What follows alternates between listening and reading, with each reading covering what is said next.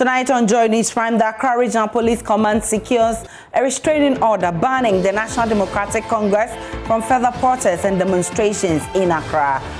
Also, Hohoe Court grants interim injunction restraining the EC from gazetting John Peter Amewu as MP-elect for the Hohoe constituency. Also coming up in this bulletin, in what appears to be a battle of pink sheets, the governing NPP says its parliamentary candidate for Tachiman South, Martin J. Mensah-Korsah, won the parliamentary seat there with 477 votes. In this singular constituency, the NDC won by 5 different margins. Ridiculous. They are so inept, lazy, and propaganda-driven to such an extent that they can't get basic computing right. And in business, National Insurance Commission, in collaboration with other relevant stakeholders, moved to address revenue losses through the signing of a marine cargo insurance protocol. Conversations have been held with all relevant stakeholders to secure buy-in to facilitate smooth implementation.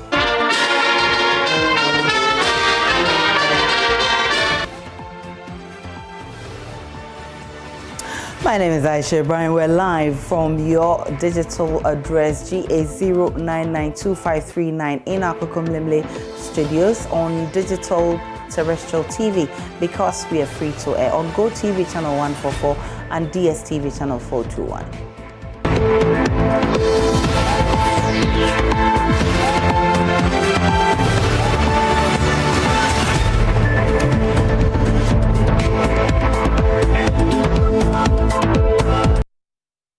Many thanks for choosing us. We begin with what appears to be a battle of pink sheets. The governing NPP says its parliamentary candidate for Tachiman South, Martin J. Mensah-Korsah, won the parliamentary seat there with 477 votes. 2020 campaign manager Peter McMahon, who presented pink sheets from the 267 polling stations to back the party's figures, insisted collation was done at the constituency collation center. This contradicts the position of the minority, who alleges the returning officer failed to collate the results and yet declared the NPP's candidate as winner of the election. Mr. McMahon, at a press conference, accused the NDC of churning out inaccurate figures to mislead the public. For the avoidance of doubt, we present to you the results of Tachiman parliamentary elections as per all pink sheets available to us. Martin J. Mensah-Korsah, NPP, 49,682. And I repeat, Martin J. Mensah-Korsah, NPP, 49,682. 2. Christopher Baire Basomguti, NDC, 49,205. Per all the pink sheets available to us, which are here displayed, our candidate, Martin J. Mensah-Korsah, was duly elected as MP for Tachiman South for the next parliament, January 2021 to January 2025. Having said that, ladies and gentlemen of the press, it is important for us to expose the lies, deceit, propaganda, and political chicanery, shenanigans, and dishonesty of the NDC since the process towards the 2020 elections began. Yesterday, the minority in Parliament promised to display all 265 pink sheets from Tachiman South. In the end, they subjected viewers to fabricated images of an Excel spreadsheet. Excel spreadsheet, not collated sheet of the EC. I think media men and the public know the difference. Such gross deceit and incompetence. And according to them, the MPP candidate obtained 50,013 votes, while their candidate obtained 50,306 votes. So according to the NDC majority's juju figure, NDC won Tachiman South with a difference of 293 votes. So, ladies and gentlemen of the media, if we are to believe the NDC story that they won the Tachiman South parliamentary elections, they won it with vote difference of 293, at a point 695, at a point 592, at a point 700, and then 825. Mind you, we are talking about an election in one constituency. In this singular constituency, the NDC won by 5 different margins. Ridiculous. They are so inept, lazy, and propaganda-driven to such an extent that they can't get basic competing right. Basically, they can't even tell a consistent lie. McMahon also served notice that the NPP will challenge a number of parliamentary seats declared in favor of the opposition NDC. Elections are over, and people have problems with those elections, that they will go to the appropriate forum or fora to seek redress. We did so in 2012, where the current president and then presidential candidate of the New Patriotic Party, Nana Addo Dankwa Akufo-Addo, told his supporters, it is not a matter of street protest. We shall take our case to the law courts. We have indicated here, and for purposes of emphasis, that we also have serious problems with about 7 parliamentary results. Our lawyers are putting our case together, and we are going to go to the various high courts to seek a reversal of those injustices that we believe have been done to us. And for the avoidance of doubt, these constituencies are Asin North, Cape Coast North, Pusiga, Boku Central, Savulugu, Esuejamai, and Nkwanta North. We believe that we're giving raw deals in all of these constituencies. But as a responsible party, we are not asking our supporters either in these constituencies or across the country to go on the streets and destroy property and cause mayhem. That is not the responsible and sensible way to operate in a democracy. We are going to take the sensible and responsible route, which is that our lawyers are putting together our case, which we believe is watertight, and we are going to go to court and challenge these cases. On the contrary, we have shown you this afternoon that we want Tachiman South, and we want so with Martin J. Mensah Kosa as MP-elect for Tachiman South.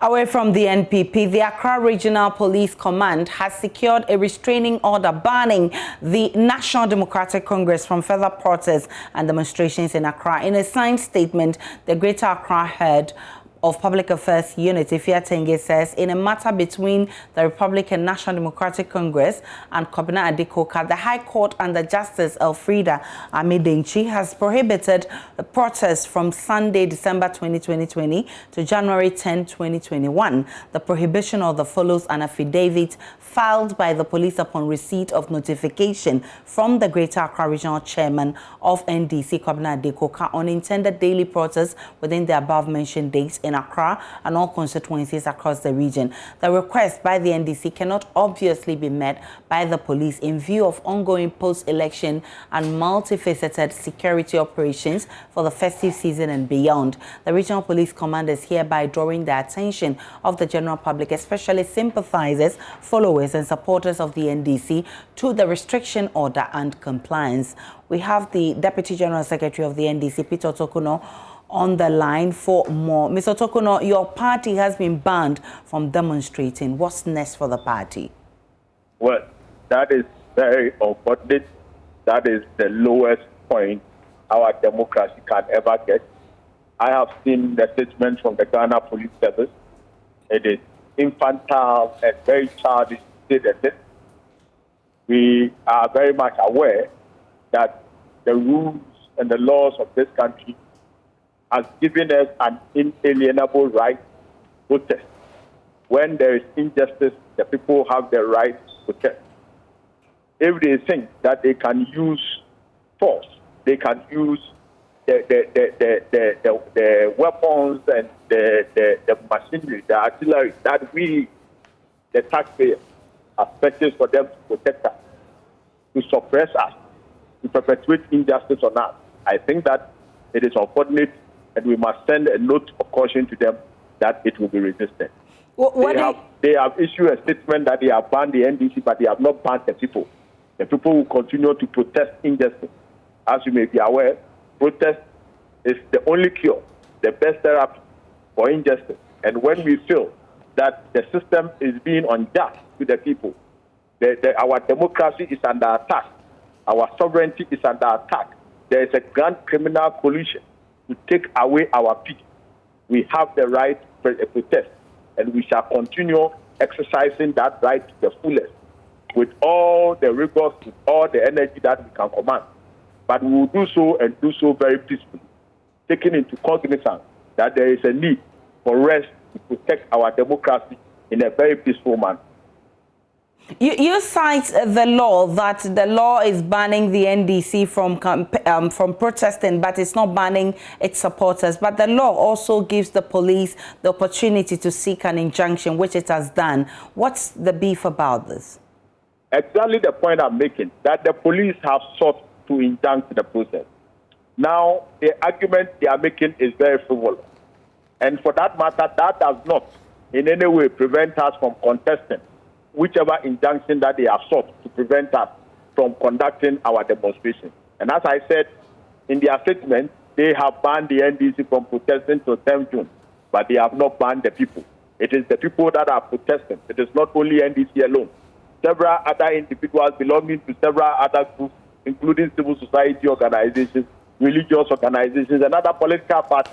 The protest will continue on a basis we shall resist until the Supreme.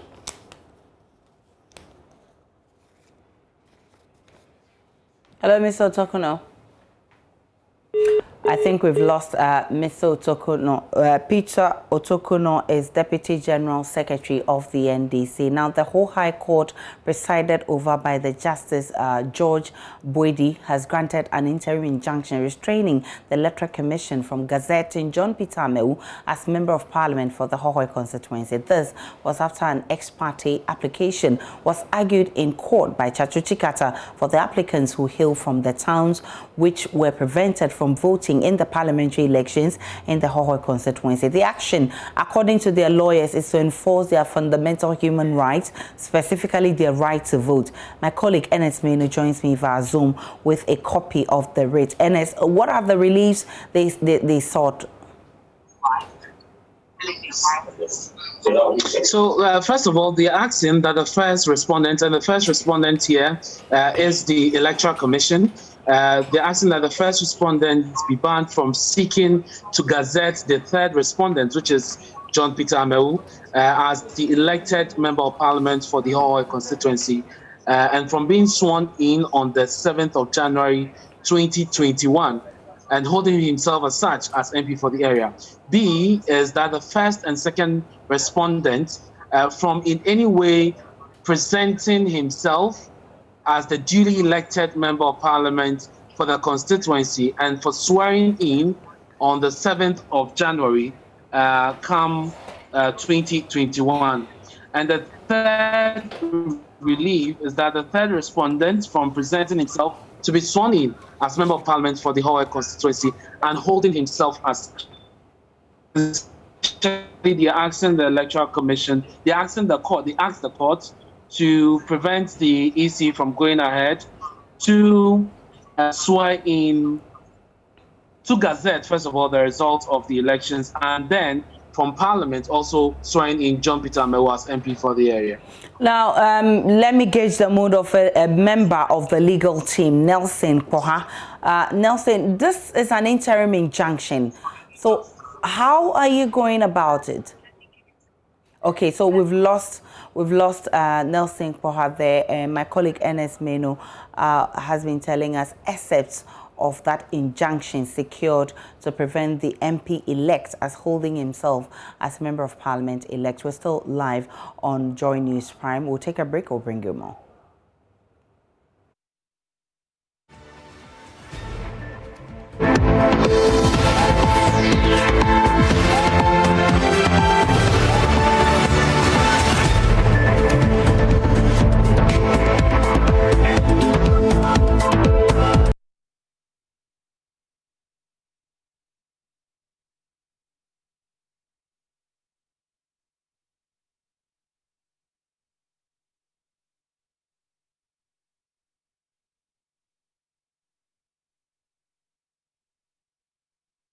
Welcome back to Joynews Prime, and we are still talking about an interim injunction on the Hohoe parliamentary elections for the MP-elect not to hold himself as a member of parliament-elect. And we're joined on the line by a member of the legal team, Nelson Poha. Good evening to you. Thanks for your time. This is an interim injunction. So how long does it hold? Yes, thank you. The interim will be enforced for 10 days. Okay. Hello, Mr. Poha. You're still on Joynews. After that, before the 10 days, verification on of the party. Mr. Poha, what happens after that? What happens after notice?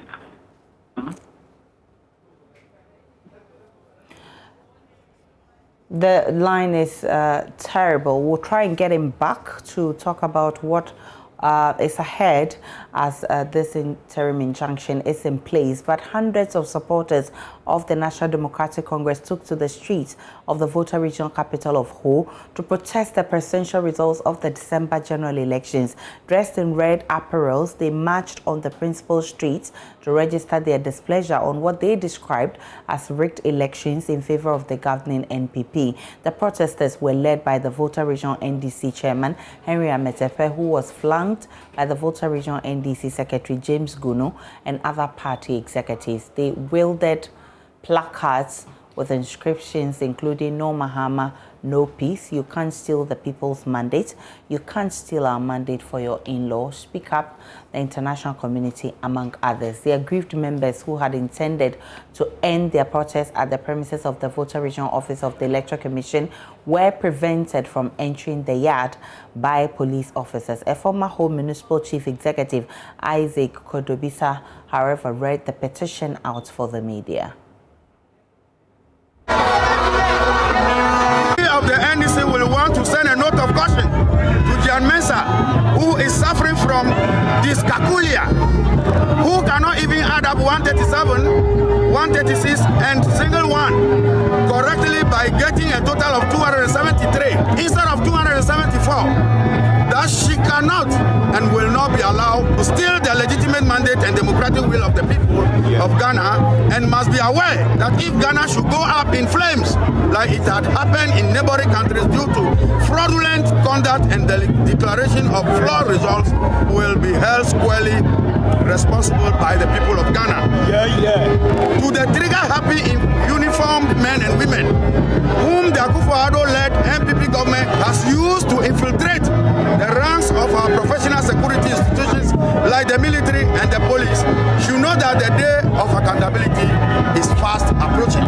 We use this opportunity to commiserate with the families of our fallen heroes whose only crime was to gather to protect their ballots but met their untimely deaths through the use of brute force and shoot and kill others by the suspected party vigilantes in military and police uniforms under the guise of national security operatives.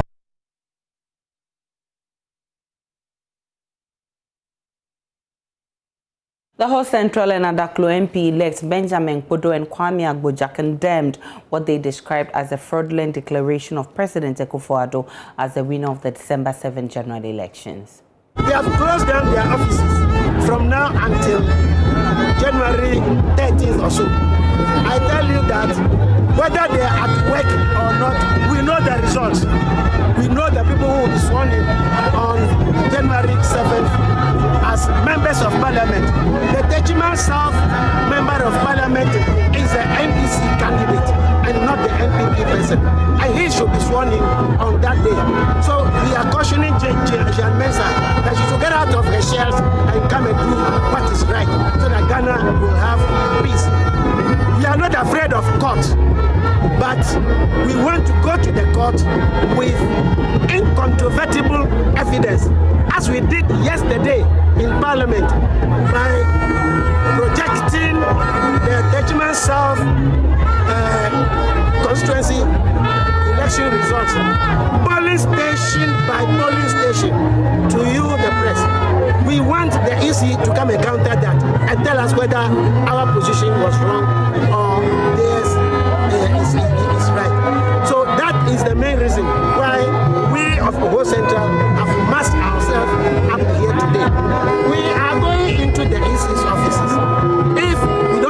human being there.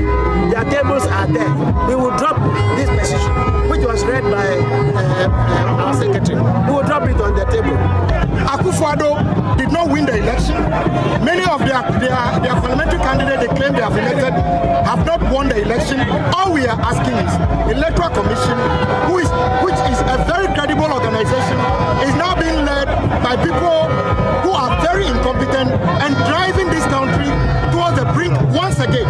We were here many years ago and we decided to choose a path of democracy.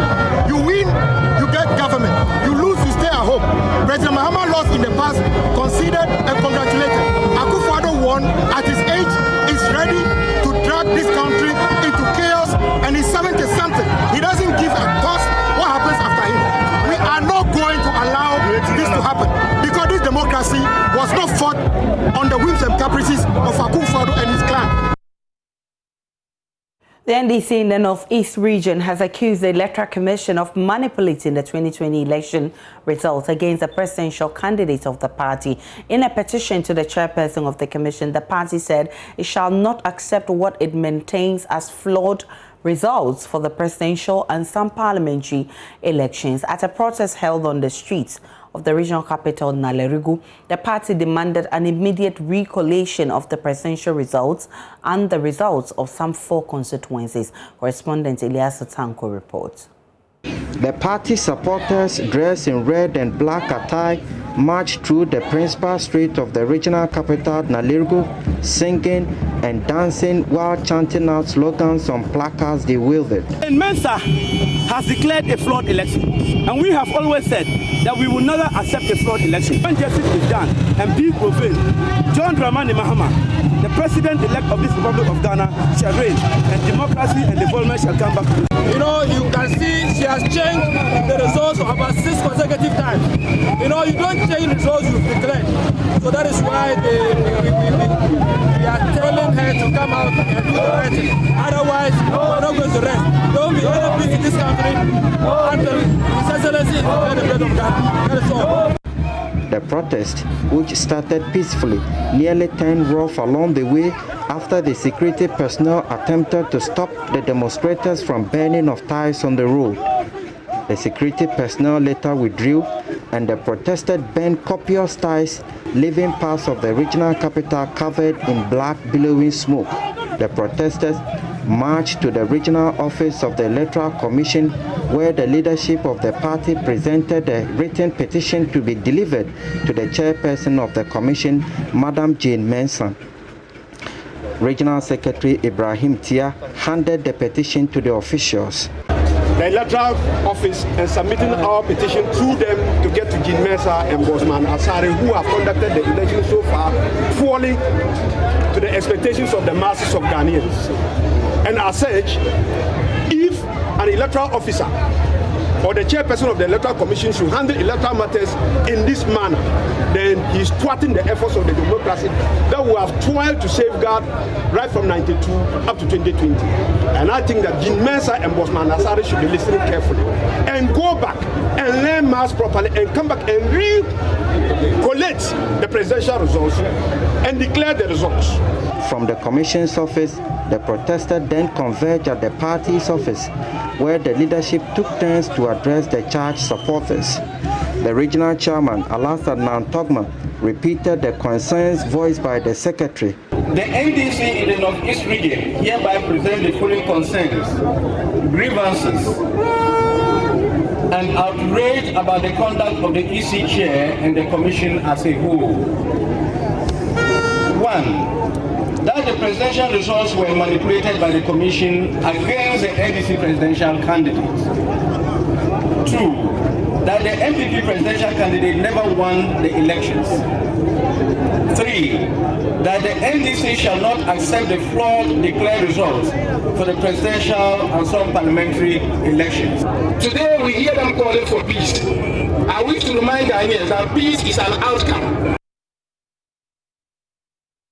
And in the Upper East region, supporters of the NDC Wednesday morning caused a major stir in the Bogatanga township as they impeded traffic with burning car tires at major traffic intersections while on a protest march against the election 2020 results. Correspondent Albert Sori has more. The protest began on a rather violent note as some of the demonstrators attacked a yet-to-be-identified young man whom they accused of being sent by the MPP to spy on them and foment trouble.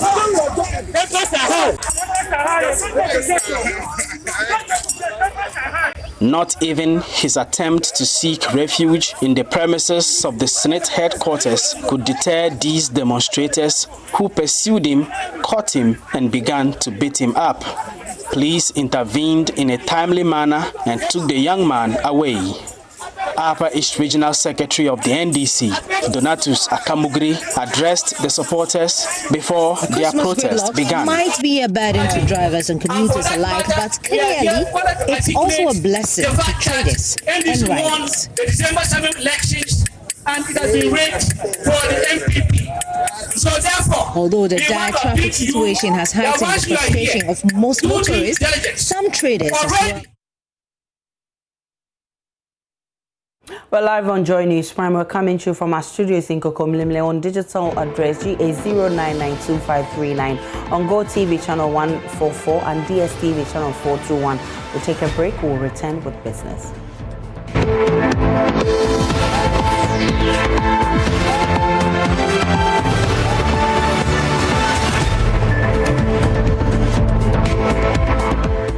Time for business now. The National Insurance Commission, together with the Ghana Revenue Authority and the Ghana Shippers Authority, has signed an agreement to implement cargo insurance in the country. The agreement provides the framework for the mandatory implementation of a critical component of the Insurance Act. My colleague Bismarck Ewusa was at the signing of the Marine Cargo Insurance Protocol here in Accra and now reports. According to some statistics from the National Insurance Commission, NIC, only 6% of goods imported into the country are insured locally, a situation the Commission says is a breach of the Insurance Act, which requires that all goods entering into the country are insured by local companies. It is against this background that the NIC has moved to implement the Marine Cargo Insurance. In his address, the Commissioner of Insurance, Dr. Justice Yelfori, says the development will go a long way to reduce revenue losses to the state. The effect of this is that our marine insurance business was struggling, whilst our importers continue to pay large premiums to overseas insurance companies, most of whom could not be traced to pay claims in the event of losses. The NIC, in partnership with the two very relevant institutions, GRA and GSA, was therefore necessary to establish procedures to ensure that there is an enforcement in compliance with the law to the benefit of all parties. Prior to this occasion, consultations had been held with all relevant stakeholders to secure buy-in to facilitate smooth implementation. Chief Executive Officer of the Ghana Shippers Association, Benonita Bismarck, says the Cargo Insurance Protocol will help local shippers become globally competitive. Shippers importing cargo into Ghana have very little control in the rates of premium they pay abroad. And most often, these insurance premiums are relatively high. Also, where the insurance is taken abroad and there arises a need for a claim, the process is fraught with delays and extra costs to the shipper. These concerns have been the reasons why the Ghana Shippers Authority was drawn to this important issue of cargo insurance placement in Ghana. The opportunity provided in the Insurance Act for shippers to take insurance locally for their imports delivers a very important mitigating factor to ensure that they remain competitive in the global trade arena. Meanwhile, the Ghana Revenue Authority has pledged its commitment to ensuring compliance at the ports. Director General of the authority, Reverend Amishadai Owusu-Amwa, believes the marine cargo insurance has the potential to rake in more revenue and create jobs. The quest for efficiency in our operations and the need to offer excellent service delivery to all our clients is what drives us to partner with other agencies. In line with this objective, we warmly welcome this initiative that will further empower customs with the compliance tool to ensure that cargo leaving and cargo arriving in the country is ensured with the local insurance companies. On our part, the GRA will ensure that importers comply with the requirement of providing evidence of insurance covered either by a local insurer or by an offshore insurer with authorization from the National Insurance Commission. The exercise of this compliance tool will be the implementation of this compliance tool will be in conformity with the provisions of the Customs Act 2015, Act 891, and the Insurance Act 2006, Act 724.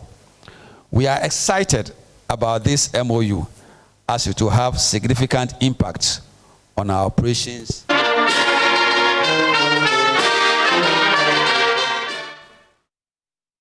And it's Christmas, and one major staple making it on our dinner tables will be rice. Many of us have our preference when it comes to rice. Some love it locally made, others love it the Chinese or Thai way. Whichever suits you, we want to have a discussion because the government spends close to $1.5 billion each year in importing duty for rice. It gets so disturbing when indeed we can grow, sell and eat Ghana rice in Ghana.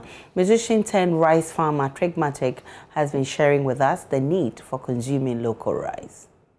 Anytime you change your mind to want to consume local rice, you have decided to be a part of the growth in that local industry, because then it encourages government sees the demand, it encourages government and other stakeholders to be actively involved in terms of investment, in terms of even the local producers taking packaging seriously. You aid the food chain process to run perfectly, and you encourage the local producer to even do more. And you see, if we advise more of the intake of the local rice, you would have a lot of people along the chain and being employed.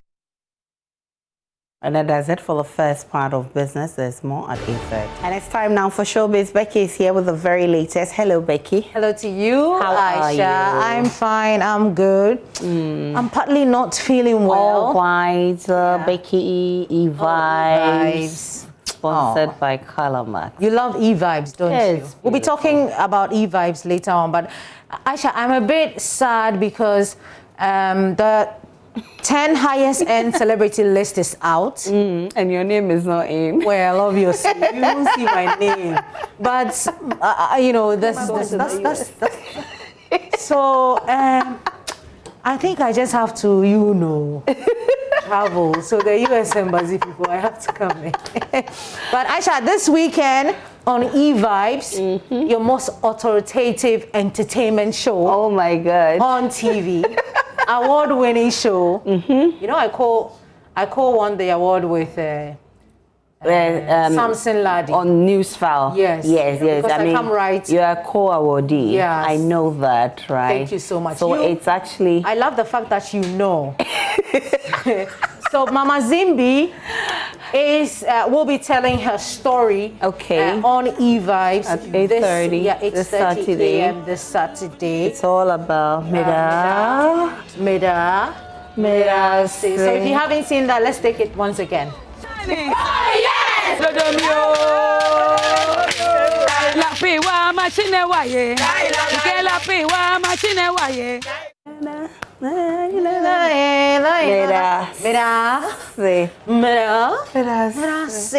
on that note, the next one will be Mirase.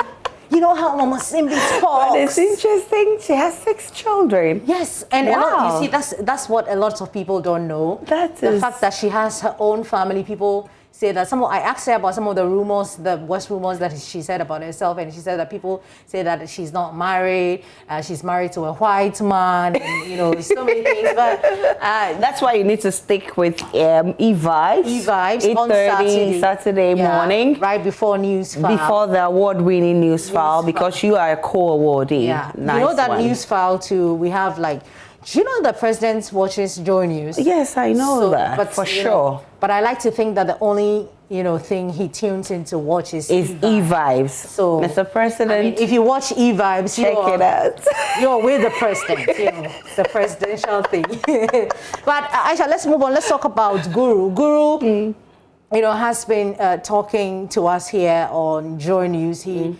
He spoke about COVID-19. Obviously, it has affected everybody, but it doesn't look like COVID-19 has affected Guru. He said that he's made a lot of things right during this period, and he hopes that other people, you know, did the same. But with all that, it helped me a lot. I was able to connect and make sure got some of my pages verified. The Spotify, the iTunes, these are the marketplace that we make our money from in terms of streaming. And when we talk about streaming, you know, I'm one of the top 10 artists that are doing so well in this particular platforms, having like 3 million streams for just a song, and I have almost like 1,000+ songs. So I was able to do that. I had a record deal. I was able to record like 30 songs in a month, and I recorded EP as well, and shot even a video in the state, Diulemu, which is about to be released. And with all this, I think what has been good to me, with the 5 months was able to be put to use, I was able to make a change, made a positive change by getting all these things done within a year. My Facebook page was verified in this year. So, and in terms of numbers, we've been able to gain more, because whilst I was out there observing the quarantine, I was able to give back to the society. And that was Guru, right? there. Okay, so good for him. I hope his colleagues out there also learned from him. Yeah. But Aisha, what are your expectations for 2021? Do you have any expectations? A whole lot of expectations. I'm still jotting down my resolutions and comparing the 2020 resolutions I made, which ones I was able to fulfill, and the ones I'm carrying over to 2021. So it's a whole lot, but definitely 2021 should be on the brighter side. We have some celebrities, you know, sharing the expectations for 2021, if you have that.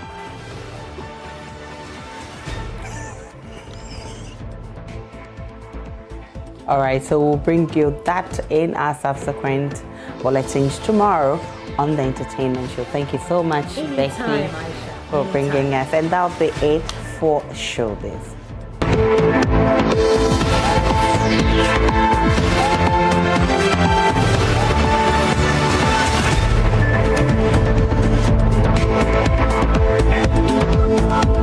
It's our time to bring you sports. My name is Hans Mensah, and it's not happy times for fans of Kumasi Asante Kotoko. The Porcupine Warriors lost by a 1-0 against Al Hilal in the first leg playoff of the CAF Champions League this afternoon at the Accra Sports Stadium.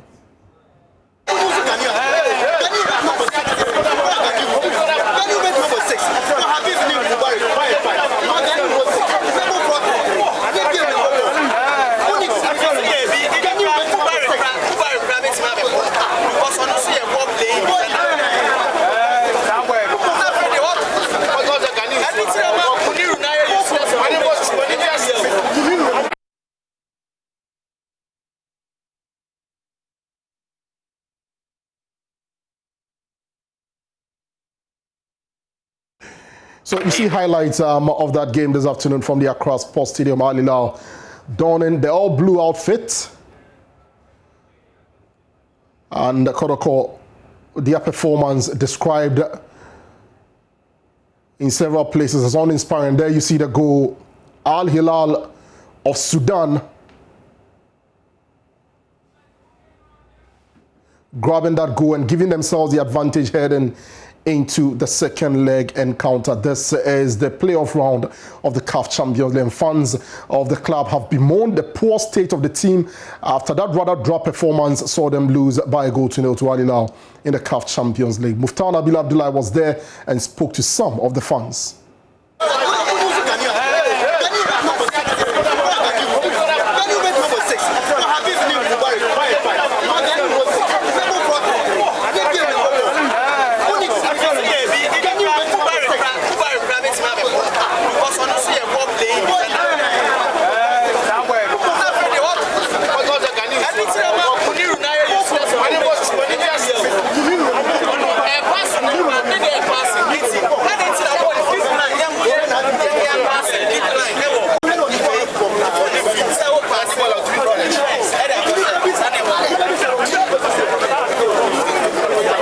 A drop performance by the team saw the Porcupines suffer a 1-0 loss in the first leg of the CAF Champions League game against Al Hilal at the Accra Sports Stadium. Many supporters who witnessed the performance of the team decried the poor state of the club. I don't think we can do anything better apart from what we saw today.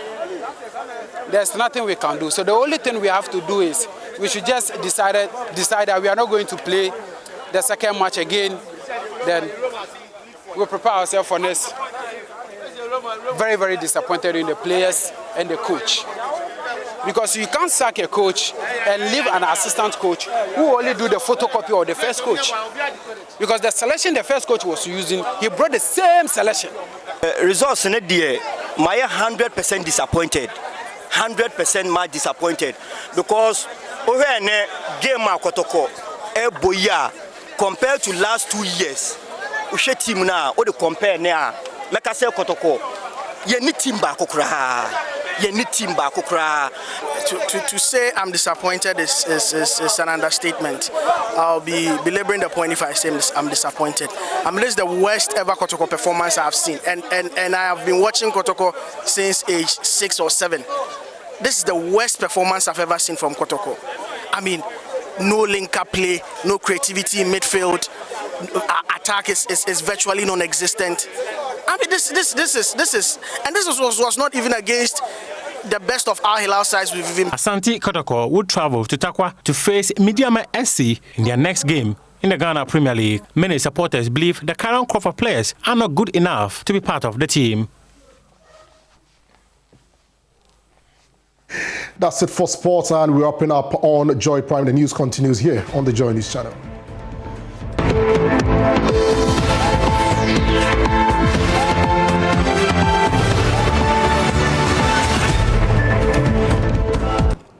Now to the rest of our stories. With less than 2 weeks to the D-Day when the 8th Parliament elects a new Speaker, Minority Leader Harun Idrisu is advocating a politically neutral person to fill the position.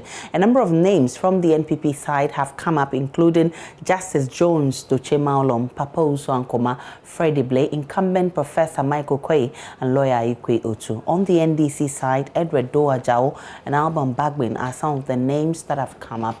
Mr. Idrisu says the next Speaker must be able to unite the House.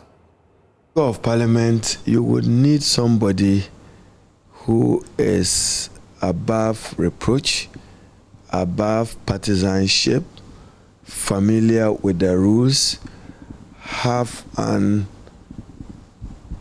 unparalleled commitment to the good of Ghana and to the service of Ghana, and will hold the two sides together to serve the good of Ghana and not serve any parochial, narrow partisan interest. That is what we should look for in who the Speaker would be, and one who would build Parliament as a responsive, transparent, accountable institution of state that will allow us to hold ministers, chief executive, and other appointees accountable to the people of Ghana in the name of respecting the sovereign will of the Ghanaian people. Does Michael Quay fit that description from your perspective, Reverend Professor Michael Quay?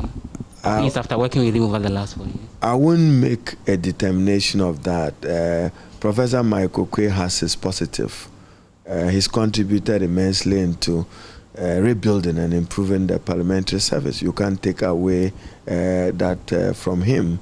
but politically neutral is difficult to judge him and many other speakers. So you want a speaker for this purpose of 8th Parliament who is politically neutral and above partisanship. The Bono East Regional House of Chiefs has condemned the shooting incident at the Tachiman South Coalition Center that led to the death of 2 persons and leaving others injured. The House, through its President, Pimampem Yao-Kabrese V, appealed to aggrieved parties to seek redress through legal means, adding that the House is teaming up with other stakeholders to bring a lasting solution to the matter. Correspondent Anas Sabit has more in the following report. The Bono East Regional House of Chiefs had, through its president Pimampem Yao-Kabrese V, congratulated the people of the region for their participation in the just ended presidential and parliamentary elections. Congratulate the entire people of Bono East region for coming out to exercise their democratic rights during the 7th of December 2020 presidential and parliamentary elections. It is relevant to indicate that there are no winners and losers in these elections. It is Ghana that has carried the day, and we should be proud of it. The House, however, condemned the political violence at the Tachiman South Coalition Center that led to the death of 2 persons, leaving several others injured. Even though there was a massive turnout, the House would like to condemn the unrest that led to an alleged shooting incident leading to loss of lives in the regional capital, Tachiman. The House shares its sympathy with the bereaved families that were faced with the untimely deaths. Pimampem Yao-Kabrese V called on aggrieved political parties to seek redress through laid-down procedures in order to maintain the peaceful atmosphere of the country. The House is aware of the concerns of some political parties about the outcome of presidential and parliamentary elections results declared by the Electoral Commission, leading to numerous demonstrations by some members and supporters of some political parties. After the results were declared, this had created tension in the country, which is likely to damage a good image gained over the years. It is the wish of the House to inform all dissatisfied candidates or political parties to endeavor to seek redress by using the laid-down processes and procedure for the settlement of electoral disputes. The House again assures that it is teaming up with other stakeholders to find a lasting solution to the outstanding issues. It is prudent that all political parties leaders must also urge their supporters to remain calm and act within the confines of the electoral process.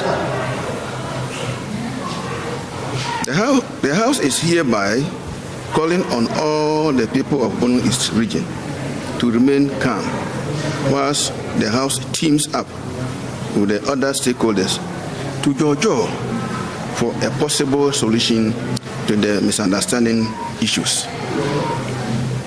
Together, we can make it. Reporting for Joynews, Anas Sabit, Tachiman. And in the last few minutes, there's been a response from the Electoral Commission chair to the minority in Parliament who staged a protest yesterday and marched to the Electoral Commission's headquarters to present a petition, but had some resistance from the police. This is a response from the chair of the Electoral Commission, and it is addressed to Honorable Haruna Idrisu, Minority Leader, Office of the Minority Leader, Accra, and it says, "Dear Honorable Idrisu, and reference presentation of petition by the Minority Caucus of Parliament. I bring you warm greetings from the Electoral Commission of Ghana and trust that this letter finds you well. On behalf of the Electoral Commission, I write to acknowledge receipt of your letter and petition dated 21st of December 2020. We apologize for our inability to meet with you and your delegation. This stemmed from the late receipt of your letter. We assure you that our doors remain open should you wish to present the petition in person to the Commission. Meanwhile, the Commission will study the contents of the petition and respond within the shortest possible time. As a Commission, we remain committed and to resolving issues arising from the just ended election, which are within our mandate. On behalf of the Electoral Commission, I take this opportunity to wish you compliments of the season. Yours sincerely, and is signed by Mrs. Jean Mensah, Chairperson. The Center for Indigenous Knowledge and Organizational Development has established a satellite market for the Forikrum community to aid businesses of the local traders as well as prevent the spread of the coronavirus pandemic. The community, which is under the Tachiman municipality of the Bono East region, has been without a market, even though it produces a significant amount of food crops for the Tachiman Central Market. There's more in the following report by Anna Sabit. Forikrum, one of several farming communities along the Tachiman-Nkranza Road, produces a significant percentage of food crops for the Tachiman Central Market. Farmers here, after production, have to either sell along the road or travel to the Tachiman main market to sell their produce. Some of them share with Joynews the difficulties they go through trading along the road. Most of the food crops at the Tachiman Central Market are produced here. We face a number of challenges. Due to the absence of structures, we trade under the sun, and it affects our health. We go through same during the rainy season. We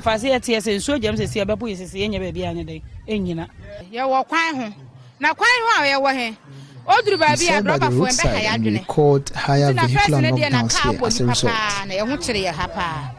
With the inception of COVID-19 in March this year, the Center for Indigenous and Organizational Development, through its community engagements, identified challenges farmers go through in getting their farm produce to the market. And with major markets closed down as a means of preventing the spread of the COVID-19 pandemic, CICOD developed the idea of establishing satellite markets in some selected communities. Mr. Ben Guri is the executive director of CICOD.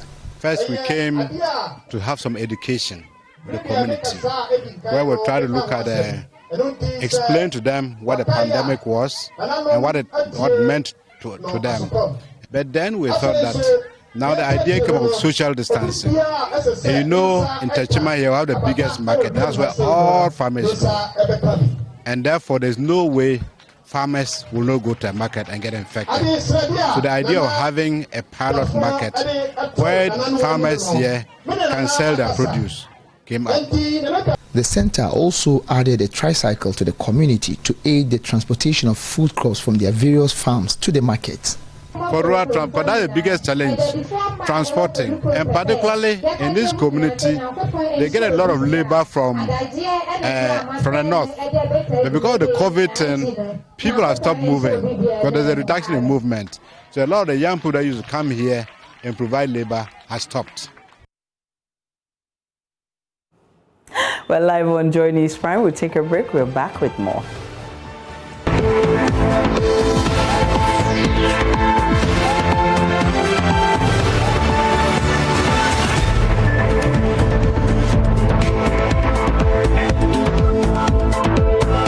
Welcome back to Joynews Prime. Smart, hardworking, and affectionate. 3 words the best describe General Manager of the Joy Cluster, Elvis Kwashi. His impeccable leadership skills helped build the fearless Joynews brand. Today, staff decided to throw him a surprise party in appreciation of his selfless service. There's more in the following report. Quietly, we waited for him to walk in. A clearly astonished Elvis Kwashi wondered what was going on. The man who sees it all and knows it all was for the first time in the dark. Staff then took turns sharing memorable moments with the Elvis Kwashi. First was host of the Pulse on Joynews, Gifty Andopia. Elvis gave me my first opportunity on Joy FM.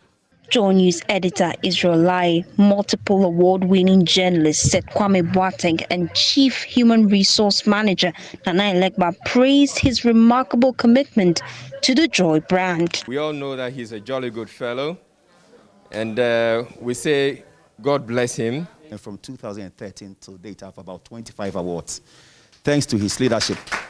But we want to celebrate you while you are still alive. Channel manager for Joynews Emily Yaokong, ace producer Blade Souza, and head of Joynews political desk Evans Mensah followed, sharing heartwarming stories about the encounter with Elvis Kwashi. He's been a great leader. I mean, and I must say this, and I'm not like biased here. One of the reasons why people like us have stayed for this long is because of Elvis. Spiritually, physically, you've been there. And I want to say God bless you. Amen. His leadership, we share a lot.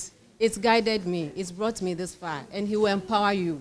He will give you all the power you need to do whatever you do. And when it comes to defending, he's there to defend you. It was then time for the gifts to start pouring in. A citation was presented to him on behalf of the multimedia group. A teary assignment editor, Fred Smith, then offered him a special gift. He's made a very big impact in my life, my professional life. In fact, I'll be dead by now if he had not come for me at the time he did. Full of appreciation, Elvis Kwashi extended his gratitude to the team. I'm very humbled by this. I feel so loved. I think it's time to quit. So